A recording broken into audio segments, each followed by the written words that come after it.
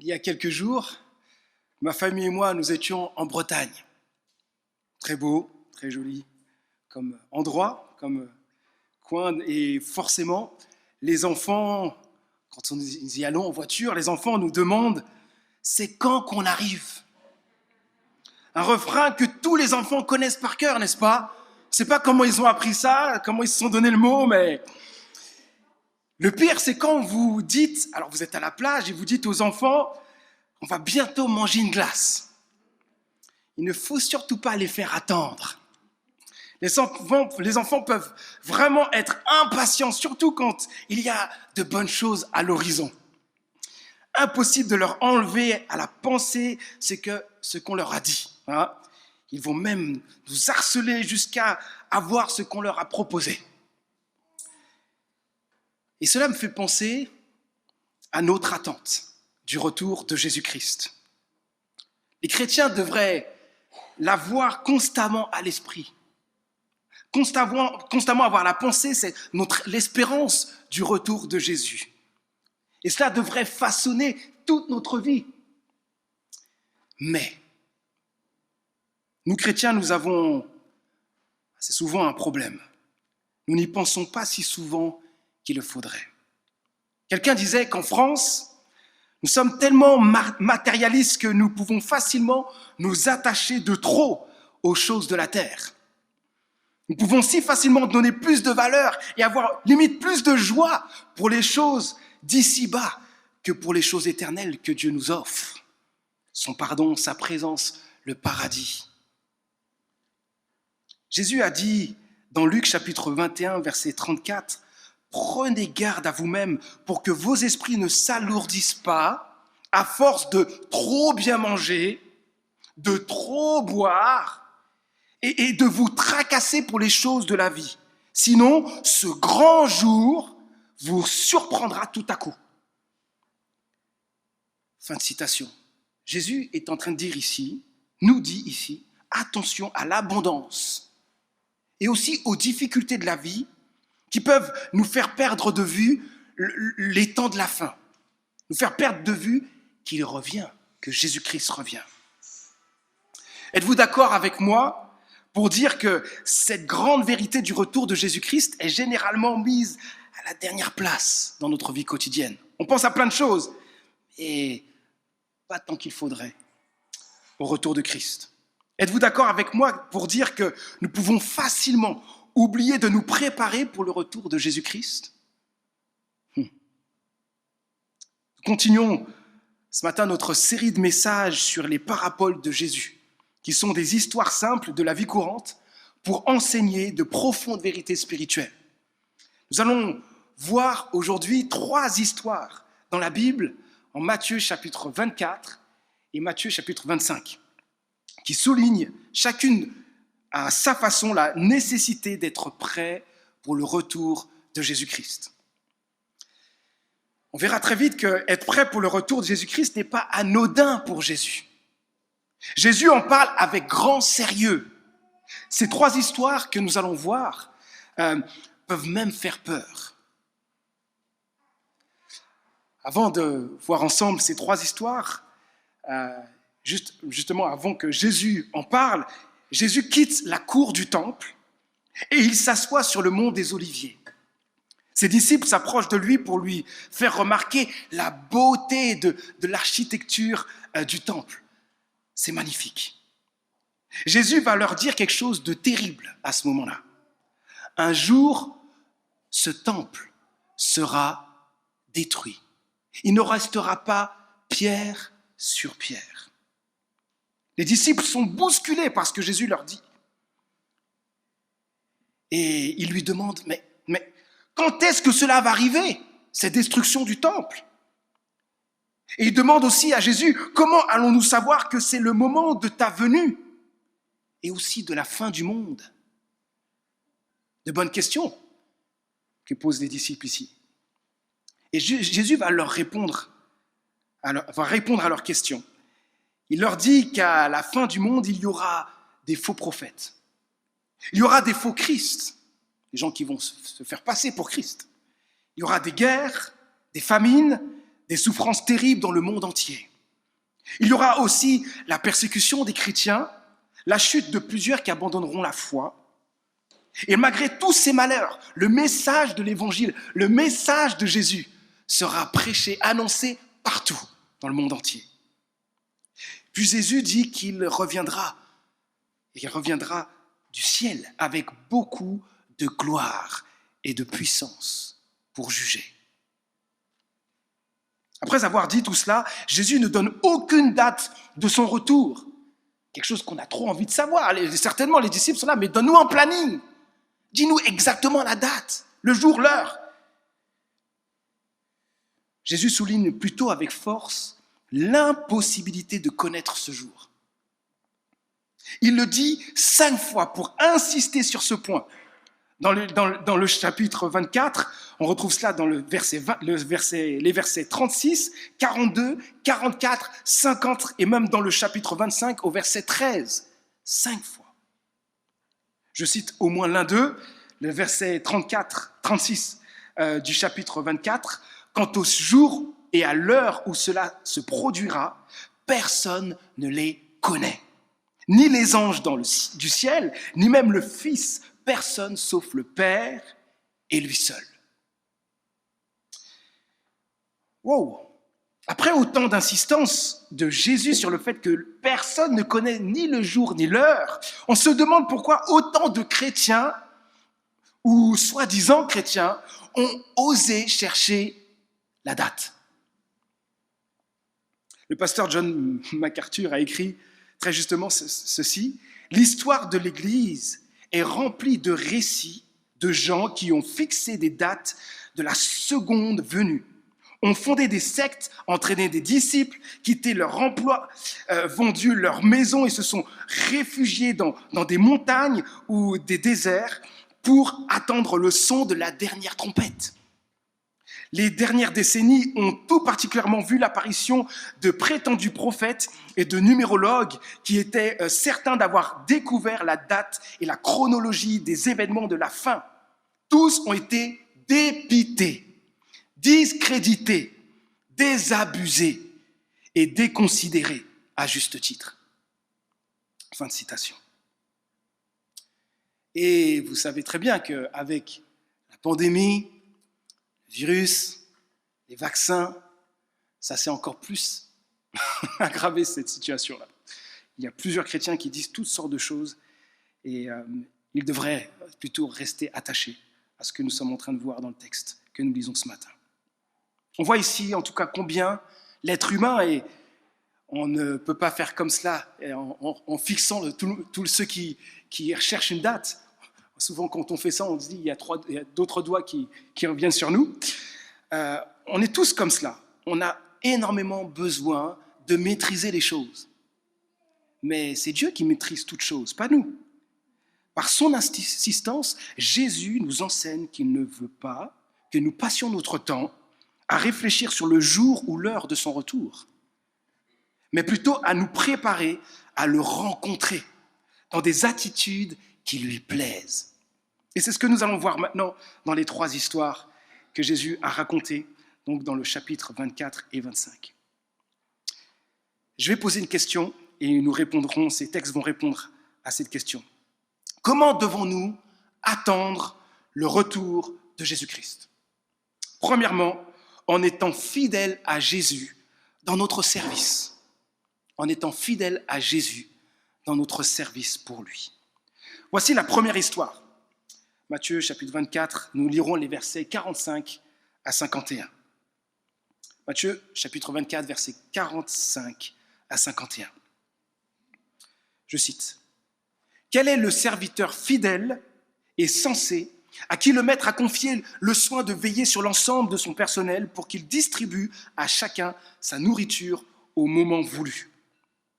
Heureux ce serviteur que le maître, à son retour, trouvera en train d'agir comme il le lui a demandé. Vraiment, je vous l'assure, son maître lui confiera l'administration de tout ce qu'il possède.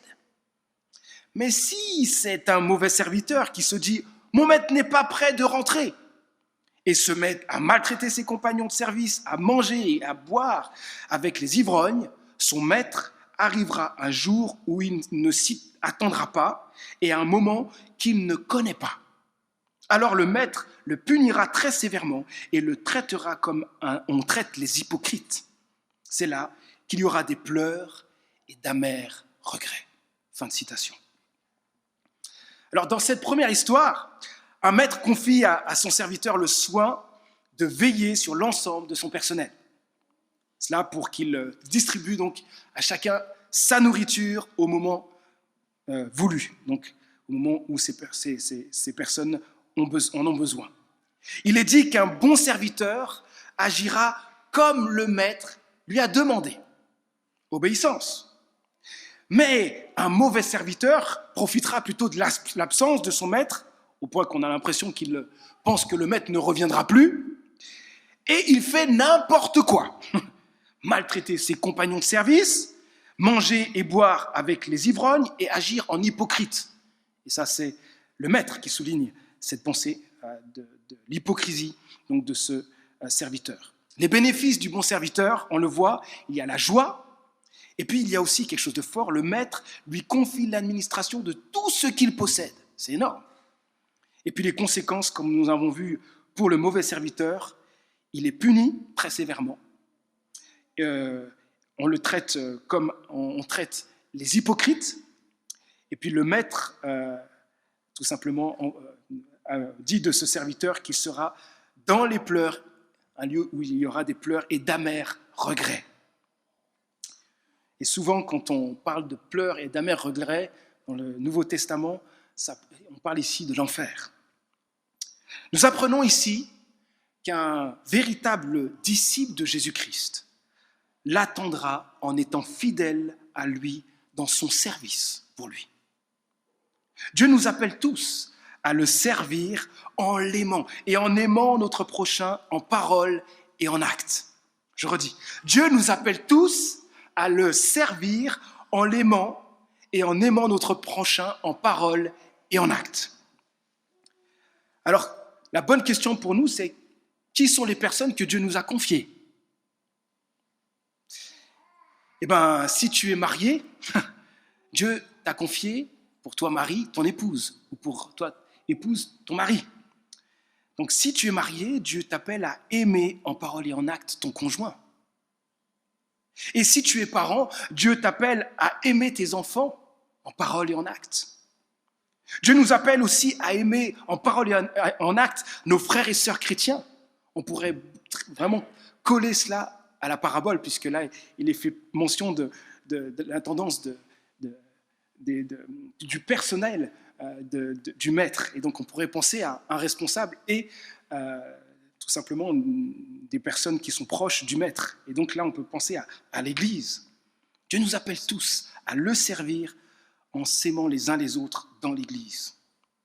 Et puis, il nous appelle aussi à aimer en acte et en parole nos voisins, nos collègues de travail, ceux qui ne sont pas faciles à aimer, hein, et puis tous ceux que nous côtoyons au quotidien, notre prochain. Ça ressemble à une parole de Jésus, aime ton prochain comme toi-même. Donc tous ceux qui sont proches de nous. Dieu nous appelle à avoir un fort impact positif dans la vie des personnes par nos prières, par nos paroles, des paroles agréables, des attitudes qui expriment l'amour. Et je redis encore, je ressouligne cela, dans l'Église, Jésus appelle tous ses enfants à se servir les uns les autres avec amour, humilité et respect. Quel que soit le service que nous avons au sein de l'Église, nous devons l'accomplir le mieux possible. Pas pour la gloire des hommes, pas pour que les autres nous applaudissent, puisque la Bible dit, Jésus disait, si on cherche la récompense des hommes, on aura déjà la récompense sur terre. Mais Jésus veut qu'on fixe la récompense dans le ciel. Et de là, on ne cherche pas les applaudissements des autres, on cherche juste l'approbation de Dieu. Et de là, nous cherchons à servir le mieux possible pour sa gloire, en lui restant fidèles. Mes amis, sommes-nous fidèles à Dieu dans notre service pour lui ? Accomplissons-nous fidèlement toutes les responsabilités qu'il nous a confiées auprès des personnes que nous côtoyons au quotidien ? Quelqu'un posait cette question et j'ai trouvé ça très intéressant. Est-ce que quand notre responsable n'est plus là, est-ce que nous accomplissons un bon service? Ou est-ce que c'est quand il n'est plus là, c'est là que nous nous laissons aller à faire n'importe quoi? Attendons le retour de Jésus-Christ en lui restant fidèles, sachant qu'il nous récompensera pour ses œuvres, pour nos œuvres. Nous bénéficierons des mêmes privilèges de Jésus, nous dit le texte. Nous régnerons avec Christ dans son royaume, nous dit Apocalypse chapitre 20, verset 6. Nous qui sommes co-héritiers avec Christ, nous serons glorifiés avec lui. Nous retrouvons cela dans Romains chapitre 8, verset 17. Nous occuperons dans les cieux une position suprême d'autorité et d'honneur. Et ça c'est très étonnant, nous nous assiérons avec Christ sur son trône. On trouve cette pensée dans Apocalypse 3, verset 21. Des pensées assez surprenantes. Ces récompenses dépassent l'imagination. Mais ces récompenses sont pour celles et ceux qui resteront fidèles à lui dans leur service. Comment devons-nous attendre le retour de Jésus-Christ? Deuxièmement, en étant prêt à le rencontrer. Deuxièmement, en étant prêt à le rencontrer. Voici la deuxième histoire dans Matthieu chapitre 25 et nous lirons les versets 1 à 12. Versets 1 à 12. Donc Jésus poursuit et c'est assez fort ce qui arrive après. Ce jour-là, il en sera du royaume des cieux comme de 10 jeunes filles qui prirent leurs lampes et s'en allèrent à la rencontre du marié. 5 d'entre elles étaient insensées. Les 5 autres étaient avisées. Les jeunes filles insensées prirent leurs lampes sans penser à emporter de réserve d'huile. Mais celles qui étaient avisées prirent avec leurs lampes des flacons contenant de l'huile. Comme le marié se faisait attendre, elles s'assoupirent toutes et finirent par céder au sommeil.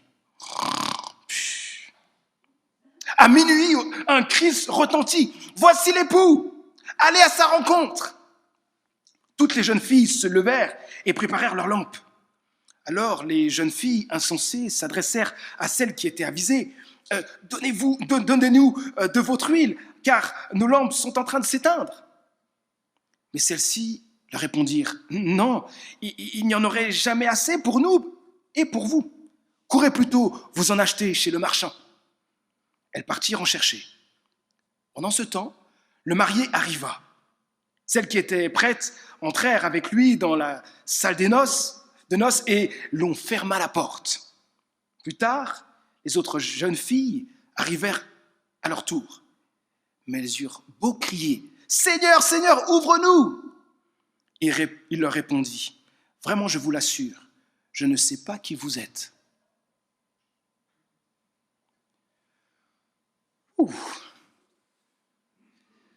Dans cette histoire, on voit ici 5 jeunes filles, sages, avisées. Elles sont bien prêtes pour rencontrer l'époux. Et puis, il y en a d'autres, mais elles sont appelées insensées. Elles sont bienvenues avec des lampes, mais il n'y a pas d'huile. Les bénéfices des 5 sages, elles rencontrent l'époux. Et puis, elles peuvent enfin profiter de la fête. Mais les conséquences pour les 5 insensés, la porte est fermée et elle reste fermée. L'époux dit ne pas savoir qui elles sont. Et puis, elles ne verront pas l'époux et ne vivront pas les noces. Jésus finit cette histoire en disant au verset 13, et c'est là qu'il faut vraiment souligner ce que Jésus dit. Parce qu'on peut vite interpréter et dire toutes sortes de choses sur ce texte, mais l'important se retrouve dans le verset 13. Jésus dit ceci, « Tenez-vous en éveil, car vous ne savez ni le jour, ni l'heure de ma venue. » C'est sur le verset 13 que Jésus veut qu'on se fixe. Jésus ne dit pas cela pour faire peur, même si je pense qu'il y a quand même quelque chose qui nous fait trembler quand on voit ce texte. Mais Jésus dit cela pour bousculer ses disciples. Il veut nous bousculer. Afin que les disciples de Christ attendent vraiment le retour de Jésus-Christ et mettent tout leur sérieux pour s'y préparer. Jésus sait très bien que penser à son retour façonnera vraiment la vie de ses disciples. Vous savez, quand on parle de la vie chrétienne, on dit il faut prier, il faut lire la Bible, et puis il y a plusieurs choses qu'on sait qu'il faut faire dans la vie, dans la relation avec Dieu. Mais une chose qu'on oublie, c'est il faut penser au retour de Christ. Parce qu'en pensant au retour de Christ, ça façonne vraiment la vie chrétienne. Jésus le sait. Se tenir en éveil, c'est veiller sur nous-mêmes pour ne pas tomber dans le péché, la paresse et la distraction. Et penser au retour de Christ nous aide vraiment à nous tenir en éveil. Cette semaine, un frère chrétien m'a envoyé par mail un des textes qui l'a beaucoup marqué dans ses années étudiantes. Par-dessus tout, surveille ton cœur, car il est la source de ta vie. Il se trouve dans Proverbes chapitre 4, verset 23. Je cite encore, par-dessus tout, surveille ton cœur, car il est la source de ta vie. Et pour ce frère chrétien, ce texte est une discipline essentielle dans la vie chrétienne. Et il me laisse ça, comme ça. Et je crois qu'il a vraiment bien raison. Il est si facile de négliger notre vie spirituelle. Avouons-le ce matin. Il est si facile d'être satisfait concernant notre relation avec Dieu, de nous laisser aller, de moins prier, de moins être en alerte, de laisser place à quelques péchés, de petit à petit nous focaliser davantage sur les choses de la terre plutôt que sur les choses célestes. Une des raisons pour lesquelles Jésus nous a si clairement enseigné qu'il allait revenir, c'était vraiment pour nous aider à être spirituellement alertes. Jésus sait très bien que si nous gardons à l'esprit qu'il revient et qu'un jour nous serons comme lui, cela aura un effet purificateur au quotidien. Et cette pensée est aussi présente dans tout le Nouveau Testament. Le pasteur Kevin DeYoung a écrit justement à ce sujet, dans tout le Nouveau Testament, le retour du Christ est présenté comme la motivation essentielle, on souligne, la motivation essentielle des croyants à se détourner du mal et à faire tout leur possible pour mener une vie droite et vertueuse.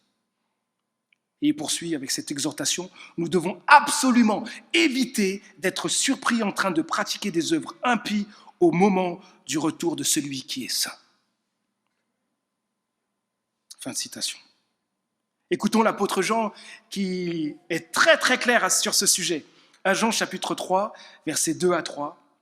Mes chers amis, dès à présent nous sommes enfants de Dieu et ce que nous serons un jour n'a pas encore été rendu manifeste. Écoutez la suite. Nous savons que lorsque le Christ paraîtra, nous serons semblables à lui, car nous le verrons tel qu'il est. Et le verset 3, il faut le souligner, tous ceux qui fondent sur le Christ une telle espérance se rendent eux-mêmes purs, tout comme le Christ est pur. Waouh! Vous avez vu ce qui nous rend purs dans ce texte? Plus nous avons à l'esprit l'espérance que Christ reviendra et nous transformera, plus c'est notre fondement, plus cela aura un impact purificateur dans notre vie quotidienne. Alors au quotidien, faisons tout notre possible pour penser au retour de Jésus-Christ et nous réjouir de notre espérance et de notre transformation à son image. Que cette vérité remplisse nos cœurs de joie chaque jour pour grandir en pureté, en sainteté. Que cette pensée ne nous quitte jamais, afin d'être prêts pour rencontrer Jésus-Christ et vivre le festin des noces. Comment devons-nous attendre le retour de Jésus-Christ? Troisième et dernier point, en étant actifs avec les capacités qu'il nous a données. En étant actifs avec les capacités qu'il nous a données. Voici la troisième et dernière histoire que je vais un peu résumer. Donc Matthieu chapitre 24, on poursuit. On va juste lire les versets 14 et 15 déjà. Jésus dit, « Il en sera comme d'un homme qui partit pour un voyage. Il convoqua ses serviteurs et leur confia l'administration de ses biens.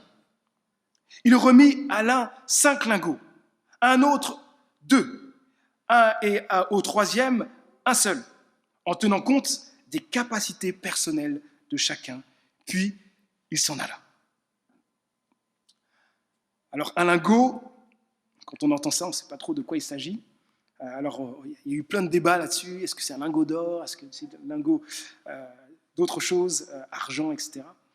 En tout cas, dans ce que j'ai pu retrouver, plusieurs sont d'accord pour dire qu'un lingot équivalait à 10 fois le salaire annuel d'un ouvrier. Ce n'était pas rien. Les sommes donc confiées sont très importantes. Les 2 premiers serviteurs, on apprend qu'ils ont été actifs tout de suite, après le départ du maître. Et puis, ils ont fait fructifier l'argent du maître. Et ils ont gagné le double de l'argent qu'ils ont reçu.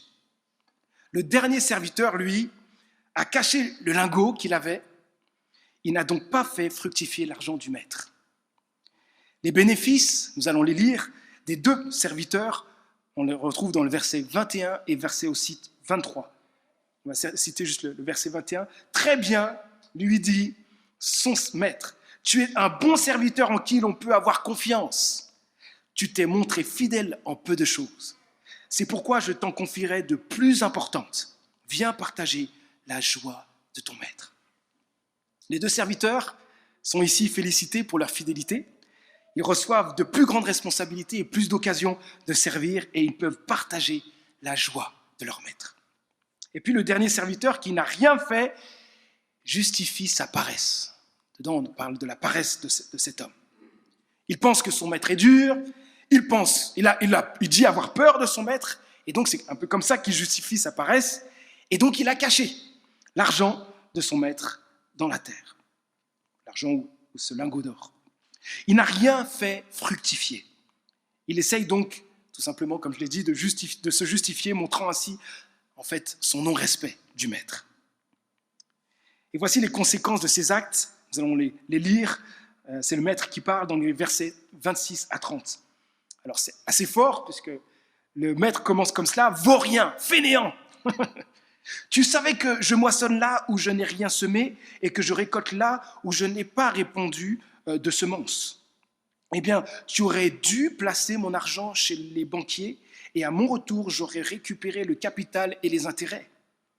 Qu'on lui retire donc le lingot et qu'on le donne à celui qui en a déjà 10.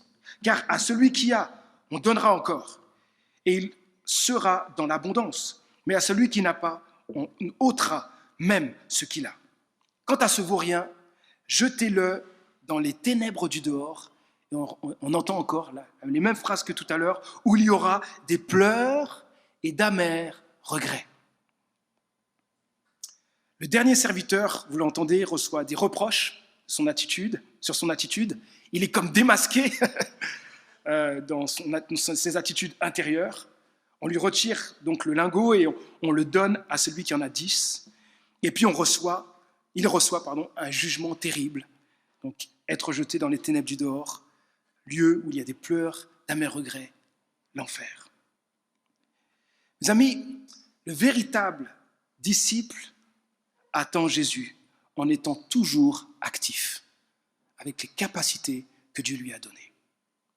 Dieu nous appelle tous à utiliser notre temps, notre argent, nos talents, nos compétences, notre énergie, notre personnalité et tout ce que Dieu nous a donné, qui sont en nous, pour le bien des autres et pour l'honorer.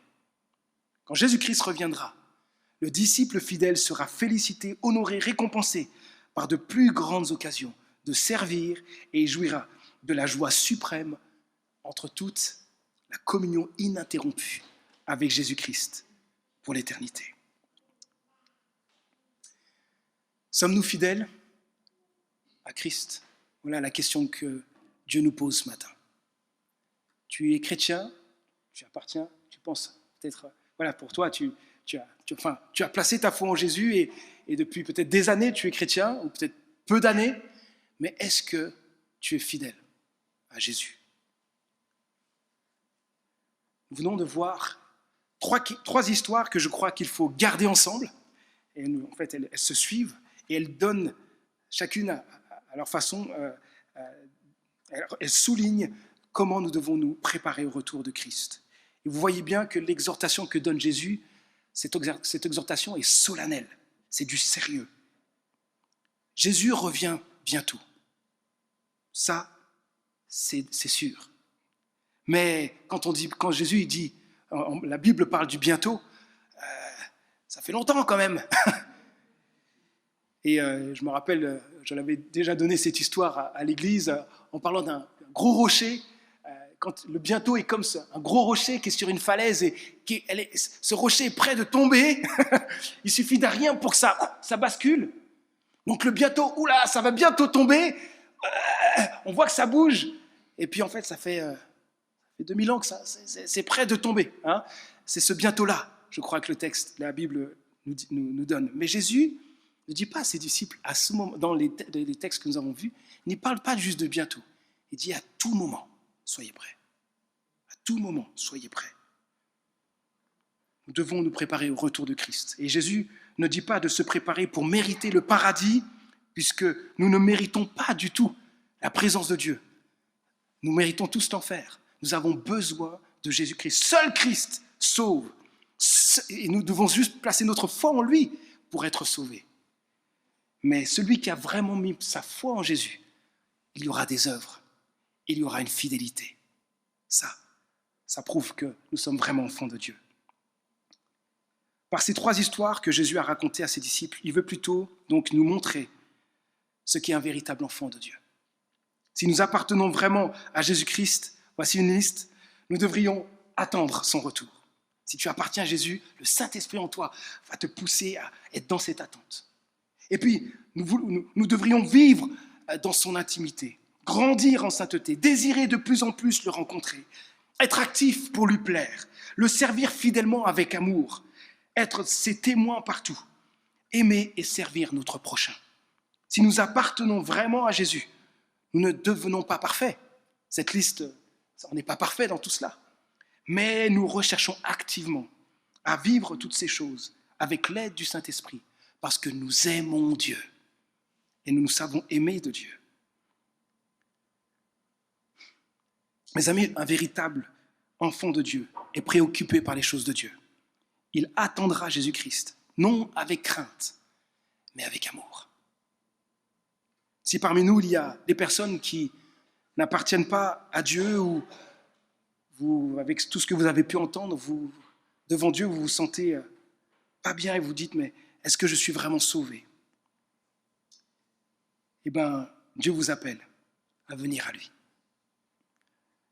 Si vous voulez vous approcher de lui, Dieu vous appelle à lui demander pardon pour vos fautes et à placer votre foi en Jésus, à croire que par le sacrifice de Jésus-Christ, vous pouvez recevoir son pardon et la vie éternelle. N'hésitez pas, à la fin du culte, à venir me voir ou les personnes qui seront présentes pour la prière à la fin, pour que nous puissions vous accompagner dans votre démarche. Peut-être que parmi nous, plusieurs se sentent repris par ce message de Jésus parce que vous vous êtes éloignés de Dieu.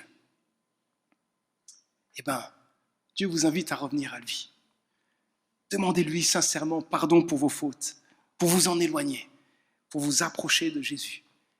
Il vous pardonnera. La Bible dit, si nous confessons nos péchés, il est fidèle et juste pour nous pardonner et nous purifier de tout mal. Et puis, en recevant le pardon de Dieu, criez à lui, demandez-lui son aide pour grandir dans la relation avec lui et vivre pour lui. Comme on l'a vu dans un chant, en parlant du pardon, du sujet du pardon, eh ben, on a besoin de Jésus, on a besoin de lui, de sa puissance, pour vivre ce qu'il attend de nous. Je finis en rappelant une chose importante. Le service qui plaît à Dieu, ce n'est pas un service sans amour. Le texte que nous avons vu, ce n'est pas un chrétien et puis qui se montre, qui cherche la gloire des hommes, qui cherche la gloire des autres, mais qui recherche l'approbation de Dieu. Ou plutôt qui a reçu l'approbation de Dieu à la croix et qui, tout simplement, lui est fidèle. La fidélité dans le service qui plaît à Dieu vient d'un cœur qui l'aime. Alors faisons tout notre possible pour protéger notre cœur dans l'amour de Dieu. Plongeons-nous, j'ai envie de dire, dans l'océan immense de l'amour de Dieu, dans sa présence. Prenons du temps pour contempler Jésus-Christ, lui qui est mort à la croix, et que le message de la croix continue à avoir un impact, à nous bouleverser, à nous transformer. Chaque jour, chérissons la présence de Dieu, parlons avec lui, ayons une relation plus intime avec lui, faisons de lui notre plus grand trésor. C'est ce que nous sommes en train de lire dans le livre Dieu et l'Évangile de John Piper. Utilisons chaque seconde de nos journées pour lui plaire et lui exprimer notre amour et notre reconnaissance pour ses bontés, pas pour mériter le paradis, mais parce que nous avons tout reçu en Jésus. Et enfin, préparons-nous à l'accueillir parce qu'il revient bientôt. J'ai hâte que Jésus revienne, pas vous? Non seulement parce que nous ne connaîtrons plus la souffrance, la mort, la maladie, plus de virus, plus besoin de vaccin, mais surtout parce que nous pourrons enfin jouir pour l'éternité de sa présence. C'est ce que nous voulons. Je vais finir en redisant ce que nous avons vu ce matin. Comment devons-nous attendre le retour de Jésus-Christ en étant fidèles à lui dans notre service, prêts à le rencontrer et actifs avec les capacités qu'il nous a données? Prions. Notre Dieu, pardon. Pardon pour toutes les fois où nous n'avons pas pris le temps de garder à l'esprit, le retour de Christ et de nous y préparer. Aide-nous à ne pas mettre de côté au quotidien cette pensée bouleversante et pleine d'espérance que Jésus-Christ revient bientôt. Aide-nous à ne pas nous laisser refroidir par les tentations, les épreuves et les soucis de la vie. Que nous te restions fidèles dans notre service pour toi, prêts à te rencontrer et actifs avec toutes les capacités que tu nous as données. Aide-nous à développer jour après jour notre relation avec toi et à demeurer dans ton amour, ton immense amour, pour davantage t'honorer et te servir par amour. Dieu notre Père, merci pour les nombreuses bénédictions qui attendent tous ceux qui placent leur foi en Jésus-Christ et qui lui restent fidèles. Lorsque Jésus-Christ reviendra, c'est un immense bonheur qu'ils connaîtront pour l'éternité. Ils entendront ton approbation. Tu féliciteras ces personnes et elles seront accompagnées de nouvelles et grandes responsabilités.